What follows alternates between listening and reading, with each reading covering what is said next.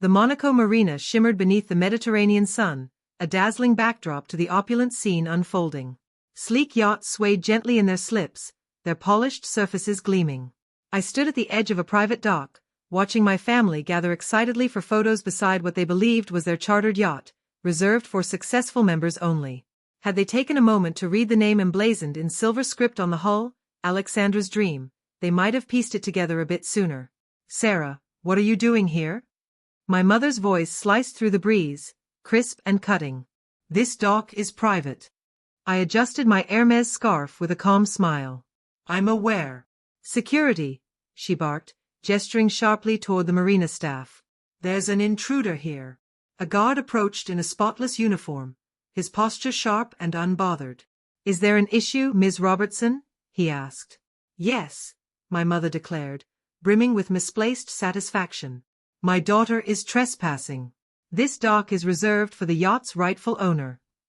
"I know," the guard responded evenly. "That's why I allowed her access." My mother's flawless composure faltered. "What?" "She is the owner, ma'am," he said, addressing me by my professional name, Alexandra, the name I'd used to build my maritime empire. "We've been expecting her."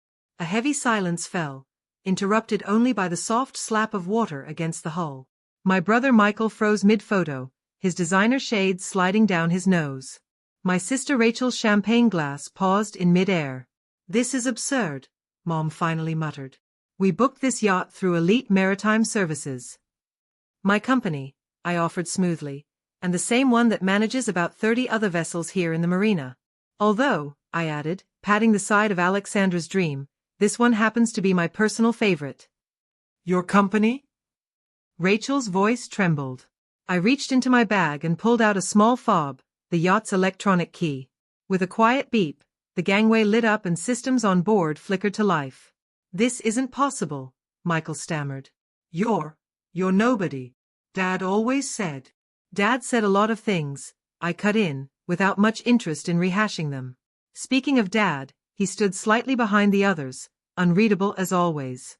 It was, after all, his declaration 10 years ago, that I was wasting my potential by launching a boat rental company instead of joining the family's real estate dynasty, that had lit the fire in the first place. And now, here we were, with his exclusive, family-only cruise about to take a very different turn. But the confirmation. Mom tried to regain control. Elite Maritime confirmed our reservation for Alexandra's Dream. "Yes, for a 7-day Mediterranean cruise," I confirmed. "Though, had you looked into the paperwork, you might have noticed that the CEO of Elite Maritime Services is named Alexandra Robertson." My phone buzzed, a message from my port operations manager. "All set for the reveal?" "Perfect timing." I typed back. "Let's begin." "Ladies and gentlemen," I called out, my voice carrying over the dock, "welcome aboard Alexandra's Dream. Or more accurately, my dream." Right on cue, the yacht's uniformed crew emerged in perfect formation. "Welcome aboard, Miss Alexandra," they chorused, completely ignoring my stunned family. "The master suite is ready as you requested," the chief steward said politely, "and the rest of the accommodations have been arranged." Mom's expression darkened noticeably at the mention of the master suite, the one she had specifically requested when booking. "Hold on just a minute." "No, Mother," I said, holding up a hand. "You hold on. You had 10 years to recognize me. 10 years of being excluded from family gatherings because I wasn't successful enough. You called my business a phase. You told everyone I was drifting, while my siblings were forging real careers." I gestured around the marina. "Every yacht flying the Elite Maritime banner, mine. The shipping company that delivers materials for your real estate projects, also mine. The charter service you used to book this cruise? Care to guess?" Rachel, now visibly rattled, had her phone out, furiously typing. "Oh my God," she gasped. $4 billion, I said. "At last valuation. Though with our new expansion into Asia, it's probably closer to 6. Not bad for a so-called hobby. Wouldn't you agree?" Michael stepped forward, trying to recover his footing with a more diplomatic tone. "Sarah, if we'd known, you'd have what?" I interrupted. "Invited me? Bragged about your successful sister? Tried to piggyback on my achievements?" "That's not fair," Mom objected. We just wanted to motivate you. By cutting me off? By making me feel like I didn't belong? I let out a laugh, not one of amusement, but of finality. Well, congratulations. You motivated me to build something so powerful that you paid me a fortune just to set foot on it. The crew tried to maintain professionalism, but I saw a few stifled smiles. They'd heard the whole backstory during our planning meetings. Dad finally spoke, his voice distant. The deposit, how much did we? Euro 200,000, I said. Non-refundable, of course. Though I suppose I should thank you, it'll go toward cruise bonuses for the staff. They earned it. Another buzz. A news alert this time. Elite Maritime Services announces global expansion. Stock surges. I turned the phone to show them. Also, you might want to check your investment portfolios. Top analysts are backing elite stock today. Too bad you didn't believe in my little hobby when it counted. Mom sat heavily on a bench at the edge of the dock, her luxury cruise unraveling before her eyes. But where are we supposed to stay now? Oh, the cruise is still happening, I assured her, stepping confidently onto the gangway. Just with a few revised arrangements. I gave a subtle nod to the chief steward, who immediately began handing out updated cabin assignments. Michael, you and Jessica will be staying in the portside guest room, the smaller one near the engine bay. Rachel, you and Thomas will be in the starboard crew quarters. As for you, Mom and Dad, your room is at the bow, compact, but comfortable enough. Rachel's voice rose in a high-pitched protest. What? We specifically requested. You made your reservation, I cut in, through my company, on my yacht. And as the rightful owner, I've made a few adjustments. The master suite, naturally, belongs to me. This is preposterous. Mom barked, rising to her feet. We'll find another yacht. In Monaco? I replied, amused. At the peak of charter season? Be my guest. But do keep in mind that Elite Maritime controls the majority of luxury yacht rentals in this marina. And even if you manage to locate a boat that's not under our network, your deposit remains non-refundable. My phone buzzed again. A message from my marina manager. Paparazzi incoming. 10 minutes until press conference. Want them to catch the family drama. Perfect. I texted back. Make sure they catch my best angle. I turned back to face my family, all now visibly rattled. You have two options, I announced evenly. You can stay and enjoy what's still a stunning Mediterranean cruise, though with accommodations slightly less grand than you expected. Or you can walk away, lose your sizable deposit, and explain to all your high society friends why there are no Instagram posts from your lavish yacht holiday. The rigging clinked softly against the masts in the silence that followed. You're actually enjoying this, Michael said, eyeing me.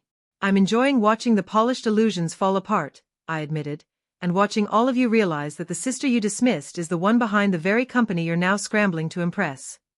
Dad stepped closer, and for the first time, there was something like admiration flickering behind his usually cold gaze. You did all this, without our help? Correct, I replied.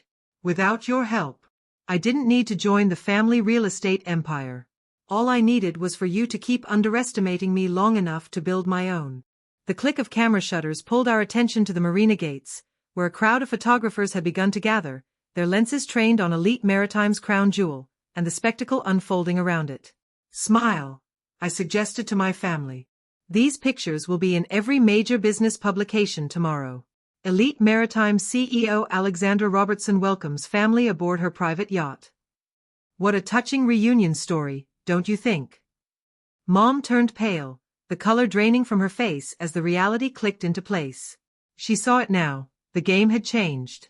If they left, it would be a public embarrassment. If they stayed, they could at least pretend this was all part of some grand family moment. What is it that you want? She asked quietly. What I want? I laughed softly. I already have it. A thriving global company. A luxury yacht. And the once-in-a-lifetime satisfaction of watching each of you realize who I've become while you weren't looking. My phone buzzed again, message after message pouring in. Distant relatives suddenly realizing who Alexandra really was. Industry contacts connecting the dots. Opportunists trying to reposition themselves around the real source of power. The media will want some group shots, I said, keeping my tone cheerful. So I suggest you all get changed. You'll find elite Maritime branded outfits laid out in your new quarters, appropriate for a day at sea. Rachel looked horrified, glancing down at her designer sundress. Branded clothing, she said, aghast. Standard crew attire, I confirmed sweetly. Since you'll be lodging in the crew quarters, it only felt fitting. The chief steward approached once more. Shall I escort them to their rooms, Miss Alexandra? Yes, please.